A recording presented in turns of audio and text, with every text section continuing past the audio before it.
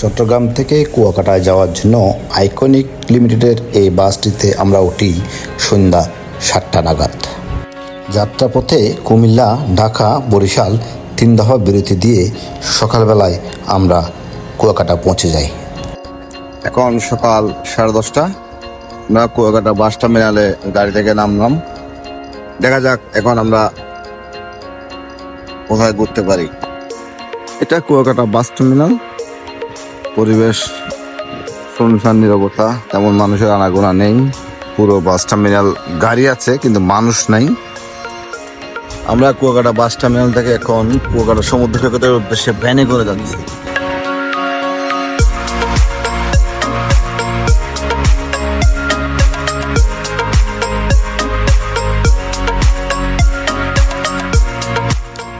দেশের বিভিন্ন দূর দূরান্ত থেকে আসা পর্যটকরা সকাল থেকেই সাগরের নামার জন্য কুয়াকাটা সমুদ্র সৈকতের দিকে অগ্রসর হচ্ছে। সেখানে মানুষের চলাচলের প্রধান বাহক দেখা যাচ্ছে আপনার মোটরসাইকেল কিংবা ভ্যান গাড়ি। আমরা প্রথমেই কুয়াকাটা গিয়ে আমরা যে হোটেল মোটেল যে জোন আছে সেখানে গিয়ে আমরা হোটেল ঠিক করলাম। সেখানে তেমন ভালো মানের কোনো হোটেল নেই। আমরা অল্প টাকায় যে হোটেলটি নিয়েছি সেই হোটেল থেকেই সমুদ্র সৈকত এবং কুয়াকাটার আশপাশের এলাকা ভালোভাবেই দেখা যায়। ছাদে উঠে কুয়াকাটার চারপাশটা একটু চোখ বুলিয়ে নিলাম। আপনারা দেখছেন যে কুয়াকাটা সমুদ্র কাছ থেকে দেখা যায়। হোটেলে ফ্রেশ হয়ে আমরা তড়িঘড়ি করে একটি মোটরসাইকেল নিয়ে কুয়াকাটার আশপাশের এলাকা পরিদর্শনের জন্য বের হই। কুয়াকাটার রাস্তাঘাট তেমন ভালো নয়। আমরা প্রথমে মিস্ত্রিপাড়া বৌদ্ধ প্রতিকৃতি দেখার জন্য গেলাম।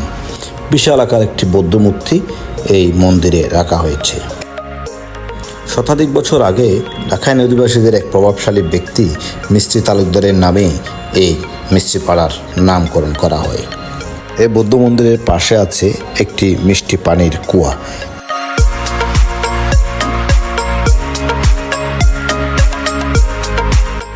মিস্ত্রিপাড়ার আরেকটি দেখার মতো স্থান হচ্ছে রাখাইন তাঁতপল্লী।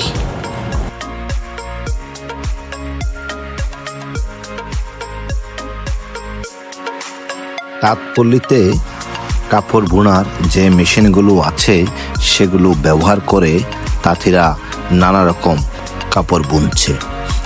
তাঁতিদের এই কাপড় বোনার দৃশ্য দেখতে অনেক ভালো লাগে।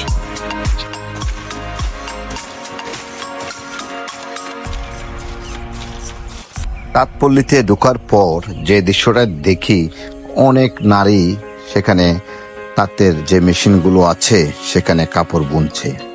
তাঁত মেশিনে নানা রঙের সুতোর মিশ্রণে কাপড়গুলোর পূর্ণরূপ ফুটে ওঠে।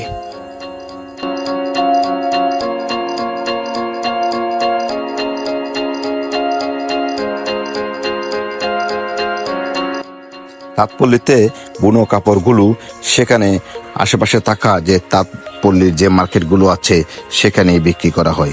প্রতিটি দোকানেই ফরতে ফরতে সাজানো রাখাইনদের বুনা সেই তাঁতের কাপড়। এখন যাচ্ছি কুয়াকাটার গঙ্গামতির চরের উদ্দেশ্যে। এই চরে সাগর থেকে আহরিত যে শুটকিগুলো সেগুলো শুকাতে দেয় জেলেরা। আবার জেলেরা আবার সাগরে যাওয়ার জন্য যে তাদের জাল যেগুলো আছে সেগুলো বুনে আবার সাগরে যাওয়ার প্রস্তুতি নেই। গঙ্গামতির চরের সৌন্দর্য অনেক উপভোগ্য। আমরা যখন মোটরসাইকেল যোগে যাচ্ছি তখন সাগরের পাশ ঘেঁষে এই গঙ্গামতির চর দেখতে অনেক নান্দনিক দেখাচ্ছিল। প্রকৃতি যেন এই গঙ্গামতির চরকে সুন্দর করে সাজিয়েছে। এই খালটি পার হয়েই আমরা যাব কাওয়ার চরে।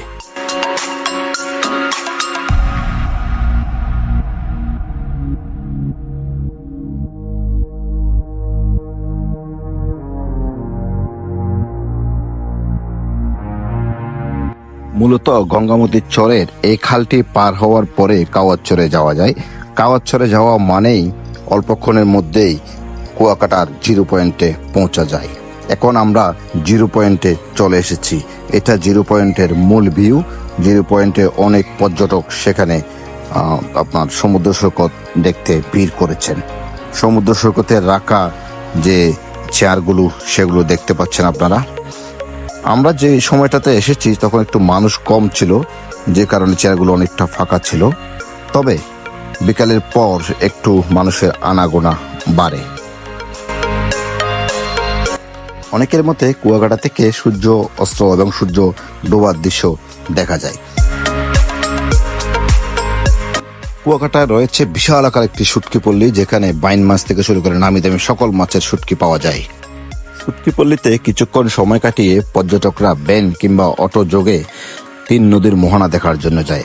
আন্দারমানিক, বালেশ্বর এবং পায়রা নদীর যে মোহনা, সেটিকে তিন নদীর মোহনা হিসেবে এখানকার লোকজন চিহ্নিত করেছে।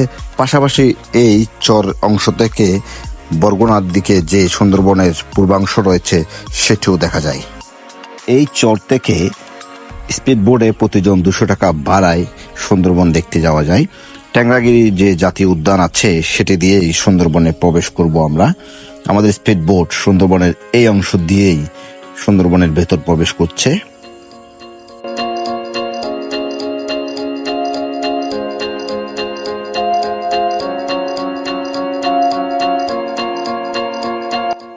সুন্দরবনের ভেতর মিনিট 10 ঘুরে আমরা আবারও কুয়াকাটা চরে চলে আসি।